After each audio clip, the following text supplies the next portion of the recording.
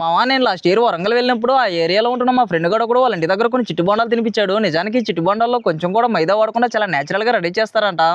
అందుకని ఈ రోజు మన స్టైల్లో ఈ చిట్టు బొండాలు రెడీ చేద్దాం. ఇక ముందుగా దీన్ని రెడీ చేయడానికి ఒక గ్లాస్ బియ్యం తీసుకొని ఆ బియ్యంలో ఒక 2 గ్లాసులు నీళ్లు పోసి ఒక 2 గంటల పాటు నానబెట్టుకోవాలి. ఈ బియ్యం నానేలోపు ఒక 2 బంగాళదుంపలు తీసుకొని వీటిని కొంచెం సేపు ఉడకబెట్టి బాగా ఉడికిన తర్వాత వీటి పైన ఉన్న తొక్కునంతా తీసేసి వీటి చిన్న చిన్న ముక్కలుగా కట్ చేసి ఒక చిన్న ప్లేట్ లో పక్కన పెట్టుకోవాలి. ఇక ఒక 2 గంటల పాటు నానబెట్టుకున్న ఈ బియ్యం మొత్తాన్ని ఒక చిన్న మిక్సీ జార్కి వేసుకొని కొంచెం మెత్తగా వచ్చేలా రుబ్బుకొని మనం రెడీ చేసుకుని ఈ బంగాళదుంప ముక్కలు కొంచెం ఉప్పును కలిపి ఇంకొంచెం మెత్తగా వచ్చేలా మిక్సీ పట్టాలి. ఇక ఈ పిండి మొత్తాన్ని ఒక చిన్న బౌల్లోకి తీసుకుని కొంచెం సోడా ఉప్పును కలిపి ఈ పిండికి సరిపడే విధంగా కొన్ని ఎర్రగడ్డలు కొన్ని పచ్చిమిరపకాయలని చిన్న చిన్న ముక్కలుగా కట్ చేసి ఈ పిండిలో వేసి మంచిగా కలుపుకోవాలి. నేను ఇలా రోజు వీడియోస్ చేస్తుంటే మా అన్న కూతురుకు చూసి చూసి అలవాటైపోయిందేమో. నెక్స్ట్ ప్రాసెస్ పొయ్యి మంటనే కదా బాబాయ్ అని చెప్పి నేను ఇవన్నీ రెడీ చేసుకునే లోపు ఈ పొయ్యి మంట రెడీ చేసింది. ఇక మంచిగా ఈ పొయ్యి మీద ఒక పెనం పెట్టి కొంచెం నూనె పోసి చిట్టు బొండాలు వేయడం స్టార్ట్ చేశా. నిజానికి వీటిని రౌండ్ షేప్ లో వేయడానికి చాలా ట్రై చేశా, మన వల్ల అయితే కాలేదు. ఇక ఈ పిండి అంతా అయ్యేదాకా వెయిట్ చేసి ఇవన్నీ బాగా కాలిన తర్వాత ఒక ప్లేట్ లోకి తీసుకొని వీటి కాంబినేషన్ గా కొంచెం కారంగా ఉన్న చట్నీని యాడ్ చేసి మనకు హెల్ప్ చేసినందుకు మా అన్న కూతురికి ఒక ప్లేట్ లో వేసి ఇచ్చా. నేను చేసిన ఈ చిట్టు బొండాలు మా ఇంట్లో వాళ్ళు తింటున్నప్పుడు వాళ్ళు ఇచ్చిన రివ్యూకి మాత్రం అసలు వెలకట్లేనిది. ఇక ఫైనల్ గా వీటి టేస్ట్ మాత్రం చాలా బాగుంటుంది. మీరు ఎప్పుడైనా ఇలా ట్రై చేస్తుంటే ఒక కామెంట్ చేయండి మామ.